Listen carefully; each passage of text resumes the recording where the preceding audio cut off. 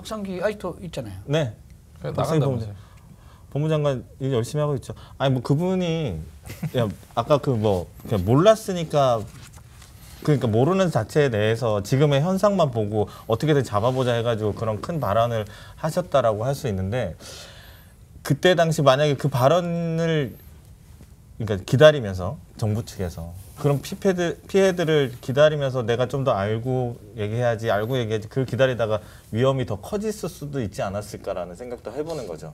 그러려면은 그러니까 사실 그 정부 차원에서 이런 태스크포스가 작년 그러니까 18년 12월 달에 처음으로 생겼다고 네. 보도가 됐더라고요. 네네. 1년 동안 결국 한 게 없는 거잖아요. 그 말이 그렇게 1년 동안 한 게 없다는 걸 저는 반증할 수 있다고 생각을 해요. 예, 그렇죠. 17년 말부터 18년 말에 이르기까지 1년 동안은 그런 발언을 했을 거면은 최소한 그 전에 당연히 어느 정도의 시장 리서치라든지 좀 글로벌한 리서치가 이루어졌었어야 되는 게 당연한 건데 그렇죠. 그런 발언을 했었다. 근데 그게 없었다. 그럼 최대한 빨리 뭔가를 준비해서 그러니까 이 산업이 정말로 좀 뭐 관심이 있고 키울 생각이 있었다면은 그렇게 해야 되는 게 당연한 수준이 아닌가라고 저는 생각을 하는 거죠. 그렇기 때문에 그런 발언 자체가 좀 저는 지금 그 대한민국 전반에 걸쳐 있는 그 책임감 회피라는 거에서 가장 큰 문제가 있다고 봅니다. 이게 꼭 그게 블록체인이나 코인이 아니고 이렇게 뭐 큰 발언을 한 다음에 아님 말고 그러면은 그리고 내가 죄송합니다 그냥 말했으니까 이제 나는 이제 끝난 거냐? 그게 아니에요. 지금 그 시장에서는 그 파급력이 엄청났었거든요. 그렇죠. 일단 뭐 동아시아 3개국이라고 하잖아요. 한국, 중국, 일본이 어떻게 보면은 이 뭐 블록체인에 비롯된 업계에서 꽤 큰 영향력을 지금 차지하고 있는데 저는 그 주체가 다 다른 것 같다는 생각을 많이 했었거든요. 그러니까 중국이 방금 말씀하셨듯이 셧다운을 다 해버렸다라고는 하지만 그거는 그러니까 중국은 그냥 no to coin 근데 yes to 블록체인이거든요. 그러니까 중국은 어떻게 보면 기업단에서 블록체인 기술에 대해서는 엄청나게 큰 연구를 하고 있고 그게 어떻게 보면은 정부의 입김이 당연히 작용했을 텐데 걔네들은 이제 크립토커런시 자체에 대해서 이게 어떻게 될지는 잘 모르겠다라고 해서 그 부분만 좀 배제를 시킨 거지 블록체인을 막았다라고 저는 생각을 하지 않아요. 아, 네, 그렇죠. 그러니까 원래 박상기 법무장관이 그때 당시 블록체인을 막았을까요? 그 버블을 막으려고 했던 건 아닐까라는. 근데 그런 시조 자체가 저는 없었다는 거죠. 일본 같은 경우에는 뭐 엄청나게 근데 심지어 거기는 크립토커런시를 지지하는 정당도 있어요. 그리고 뭐 우리나라도 올림픽을 대비하면서 올림픽을 이제 타겟으로 하면서 비트코인 가맹 좀 늘리겠다. 그러니까 그쪽은 이제 아예 페이먼트 비트코인 혹은 뭐 크립토커런시 에서 페이먼트라는 측면으로 가고 있는 건데 한국은 그렇게 말씀을 하시려면은 한국도 뭔가 최소한의 그런 기조는 있어야지 그렇게 좀 뒷받침할 수 있는 거라고 저는 생각을 하거든요. 근데 그게 아니라 일단은 밑도 끝도 없이 그렇게 뭐 말씀하신 대로 생각할 수도 있지만 그러기에는 뭐 아까랑 같은 맥락에서 뒷받침할 수 있는 부분이 너무 부족하다. 저는 보기에는 그 암호화폐라는 단어 선택부터가 이미 잘못되었어요. 그러니까는 그 뭐라고 해야 될까요? 그냥 화폐죠. 화폐. 이제 결국엔 화폐가 되는 거죠. 암호화폐라는 거는 이제 크립토커런시 사전적 의미를 넣은 거거든요. 그럼 저희가 그 얘기할 때 그 동전 예전에 있던 10원짜리 동전 같은 거 그걸 갖다가 10원짜리 그 구리로 만들어진 뭐 이런 부연 설명이 들어가지 않고 그냥 돈 이렇게 부르잖아요. 카드로 내면 돈 내. 그랬을 때 카드로 결제하면 그게 결제가 가능해지는 것은 그냥 돈으로 보면 됩니다. 그래서 그냥 크립토커런시도 아니고 그냥 커런시로 이제 앞으로 나가는 단계. 그것을 어느 정부에서 어느 나라에서 중국이 됐든 한국이 됐든 미국이 됐든 가장 먼저 그 어덥션이 들어오는 곳이 이제 결국에는 미래를 선점하는 곳이고 그 어덥션이 되면 다른 나라에서 이제 받게 되는 거죠. 저희가 언제까지 종이 돈 들고 다녀요? 종이 돈을 언제 마지막으로 써봤어요? 그죠? 저는 그냥 주차장 뭐 이런 데서만 써보죠. 마트 가서도 되고 뭐 쓱 배송하는 것도 그냥 카드로 하면 되고 스마트폰으로 다 하는데 그런 거 시스템을 갖다가 이제 매스 어덥션이 되려면은 그런 게 필요하다고 봅니다. 그렇죠. 디지털화는 되겠죠. 그렇죠. 제가 알기로는 청원이 1월 11일 날 박상기 법무장관이 그런 얘기를 하셨고 1월 16일 날 그 청원이 20만 명을 돌파해서 청와대에서 답변을 해야 되는 조건을 갖췄어요.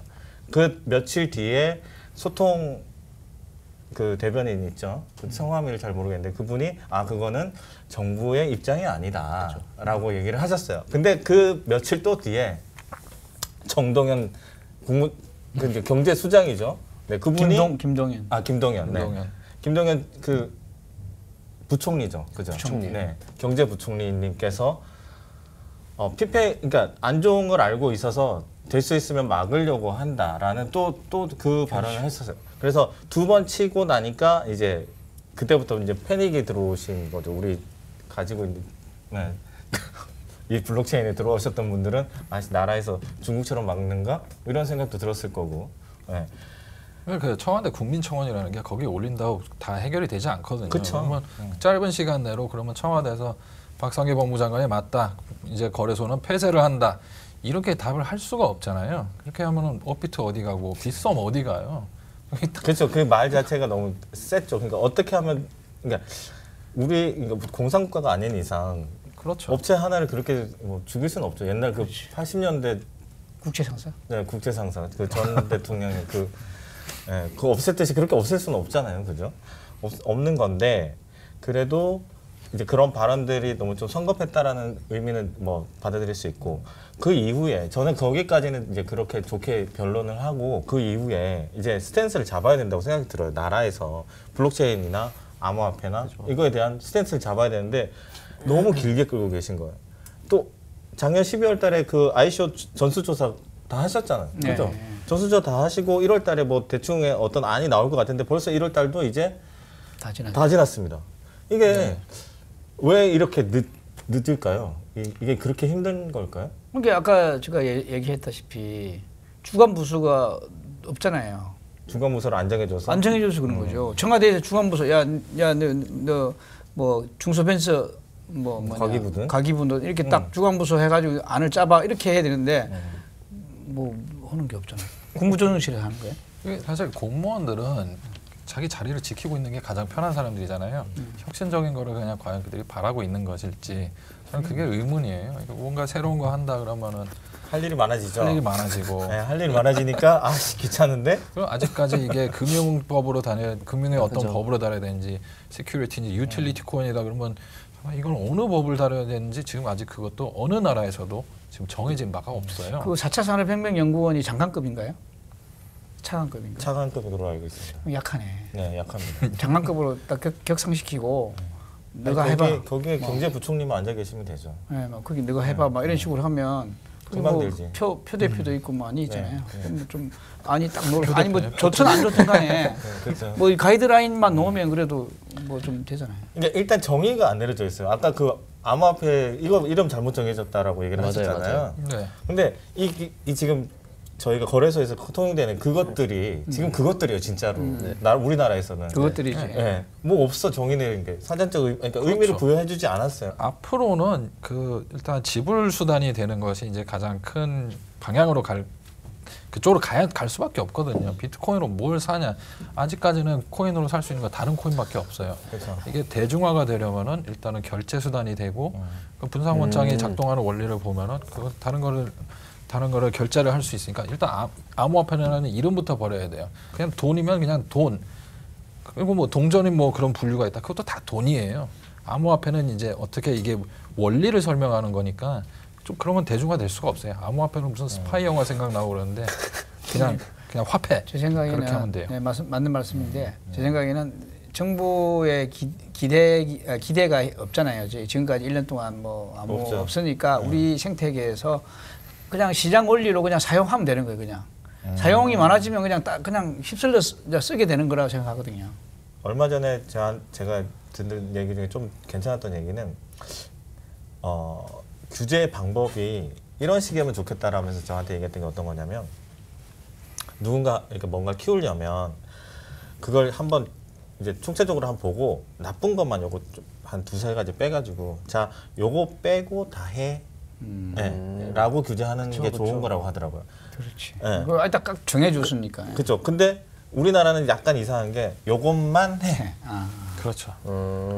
지금 한국의 하는 것은 자, 요 모양대로만 너희들은 커야 돼. 그죠. 근데 이게 창의성이라는 아니라는 게 거지. 거기서 그러면은 이제 그쵸. 싹이 잘리는 거예요. 그러면 그 규제의 방향을 그쪽으로 잡으면은 참 좋을 것 같다라는 말을 했는데 저도 되게 심히 공감을 했어요. 네. 그냥 우리 자식 키울 때 그런 방법으로 키워도 되겠다. 이런. 네. 그렇죠. 과도한 그러니까 규제는 분명히 역효과가 생길 수도 있으니까요. 아이들한테도 아이들을 키울 때 뭐뭐만 해 그러면 애들이 실증나고 짜증나고 싫어하잖아요. 아이들처럼 똑같이 이렇게 하는데 잘못된 건 그때 그걸 지적하고 교정을 하는 것이 필요하지. 너는 태어나자마자 너는 하버드를 가. 그러면니까는 그거 해. 이런 공부를 뭐뭐만 해. 저기 우리나라 뭐 올해는 나겠죠, 뭐라고. 올해 안 나면 그냥 없어지는 거죠. 예. 없어지는 것보다는 그 생태계에서 뭔가 이제 제외돼 버리는. 예, 그냥 뒤떨어지는 거죠. 결국엔. 그 경쟁에서 뒤처지는 거죠. 그렇죠. 저는 개인적으로 이 산업이 아주 유망한 사업이라고 생각을 하는 입장에서 좀 어떻게 보면은 우리나라 같은 경우는 민간이 이렇게 다 형성을 해서 빌드업을 시킨 거잖아요. 전 세계적인 이런 한국에 대한 기대를 봤을 때 거기서 뭐 정부가 혹은 대기업이 뭘 했다고 생각하진 않아요. 근데 그거를 이렇게까지 막을 이유는 있는가라는 생각을 저는 그런 생각은 많이 들죠. 근데 지금 솔직히 정부에 물어보면 우리 막은 적 없어 이렇게 얘기하면 할 말 없어요. 그래도 그렇죠. 뭘 막은 게 없으니까. 그게 법적으로 없을 뿐이지. 그렇죠. 그러니까 겁은 줬지. 기업가 입장에서는 이런 게 있어요.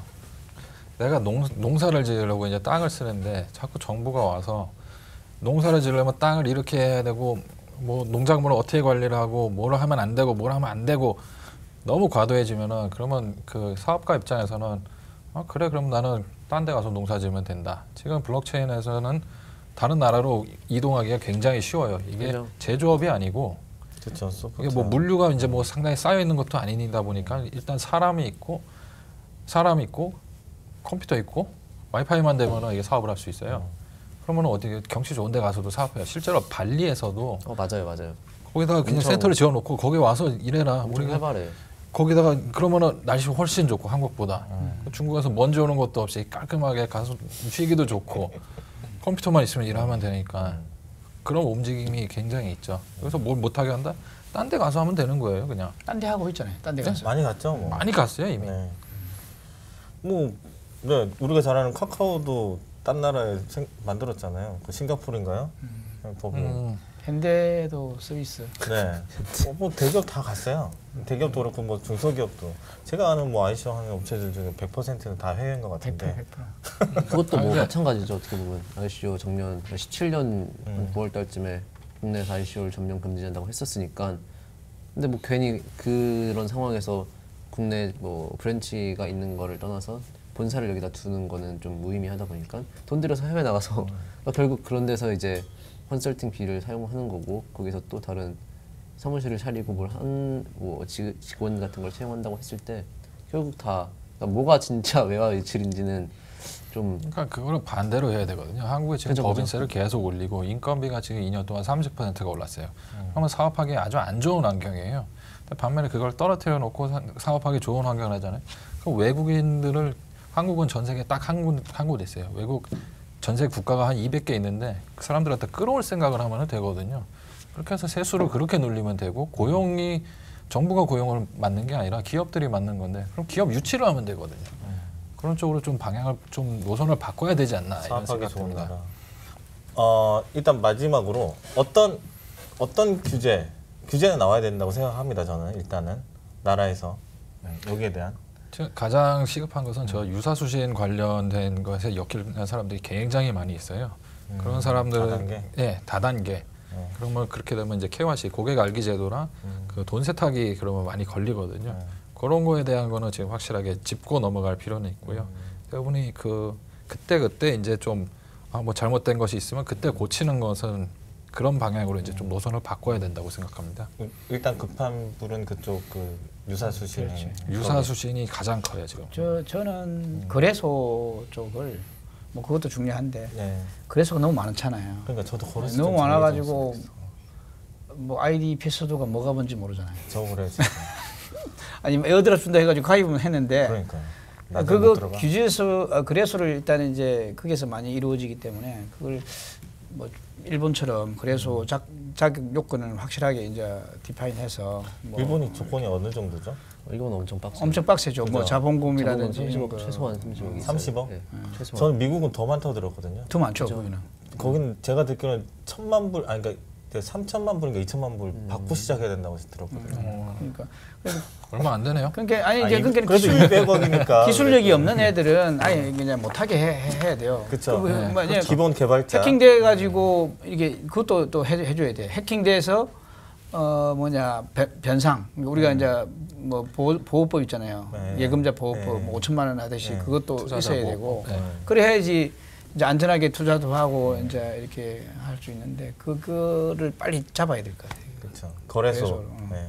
상식선만 해줬으면 좋겠어요. 그러니까 이게 방금 말씀하신 거래소도 마찬가지고 뭐 KYC, AML 당연한 부분인데, 그러니까 그런 게 전혀 없으니까 이제 이런 얘기들 많이 법이 없으니까 일단 해도 된다 안 된다 이런 거를 뭐 판단하기는 어렵다. 그러니까 많이 자행되고 있는 것 같아요. 그러니까 최소한 진짜 이런 거죠. 그러니까 그런 제도 자체를 원래 있던 거에 끼워 맞추려고 하는 게 아니라 진짜 최소한의 바텀 라인을 새로운 카테고리로 만들어 주는 거죠. 그러니까 럭비공을 축구공처럼 만들 수는 없는 거잖아요. 이렇게 생긴 게 있으면은 이렇게 생긴 거에 맞춰서 뭔가를 만들어 주는 게 진짜 최소한의 것만이라도 그걸 준비해 주면은 좋을 것 같은데. 그 미국식의 규제도 마음에 안 드는 거네, 그죠? 그러니까 그것도 관계 없다고 생각해요. 뭐든지 시작을 했으면 좋겠다. 근데 제가 그래도 더 좀 좋다고 생각하는 거는 지금 최소한으로 시작을 해서 그 위를 쌓아 올라갈 수가 있다고 생각을 하거든요. 아직 뭐 미국식이든 일본식이든 그런 식으로 걔네는 오랫동안 빌드업을 해온 거니까. 그러니까 뭐라도 한 마디만 좀 해주세요. 그러니까 정의만 내리면 그죠. 네, 정의만 내리면 이 크립토 커런시라는 거에 대한 정의만 나라에서 해주면 문제는 없을 거라는 생각이 듭니다. 네, 저는 솔직히 뭐 올해도 2019년도 정부가 한마디 안 할 수도 있어요. 진짜요? 예, 아니 이제 최악의 경우에 항상 최악은 생각해야 되니까. 예. 네. 근데 뭐 구글도 그렇고 뭐 카카오도 그렇고 네이버 걔들이 무슨 파워가 있습니까? 유저 파워잖아요. 그렇죠. 우리도 우리 생태계에서 유저를 계속 확보하고 사용처를 열리고 노력하면 되거든요. 그리고 또 한 가지 한마디면 너무 회패가 너무 많아서 한 목소리를 못 내는 거예요. 협회. 이게 뭔가 이렇게 구신점이 돼서 뭐 컨퍼런스를 많이 하고 하는데 너무 산만하고 뭔가 대표성을 가지고 정부하고 이렇게 얘기할 수 있고 할 수 있는 그런 뭐 있어야지 되는 건데 좀 그런 것도 아쉽죠. 정부에서 이렇게 인정해주는 블록체인 협회가 있나요? 제가 듣기로는 진흥협회. 네. 그 블록체인 산업진흥협회? 네. 그게 하나 들어가 있는 걸로 알고 있고 금융위에 들어가 있는 게 핀테크 협회인데 그쪽도 블록체인을 조금 신경 쓰 핀테크 협회에서 한다고. 그 외에는 이제 다 뭐 사단법인 뭐 쪽에. 중국도 협회들을 하나로 뭉쳤다. 아니 중국이래 일본. 그렇죠. 그렇게 하나로 뭉쳤다고 하더라고요. 일본은 이미 그런 거는. 그것도 필요한 것 같습니다. 그게 약간 이제 필요할 것 같아요. 한 목소리를 내야 한 목소리로 힘을 모아서. 네. 근데 우리나라 사람들도 한 목소리로 잘 안 뭉치지. 안 돼요. 그건 안 될 것 같아요. 어려워요. 보기. 네. 그러니까 스네이크님은 지금은 너무 과도한 관심 때문에 그 과도한 버블이 생겼고, 예, 정확한 잣대의 눈으로 그러니까 보려면 작년 같은 하락장이 있었음 이제 견딜 수 있는 데가 좋은 데였고, 네, 베어 마켓은 뭔가를 끝내고 뭔가를 준비할 수 있는 시간이다라고 보는 시선도 엄청 많고, 알맹이들을 이렇게 건져낼 수 있는 시간이었다는 거죠.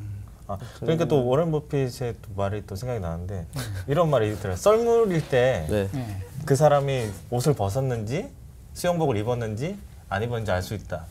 물이 빠져야지. 네. 그죠. 그러니까 변태잖아요. 안 입고 하면.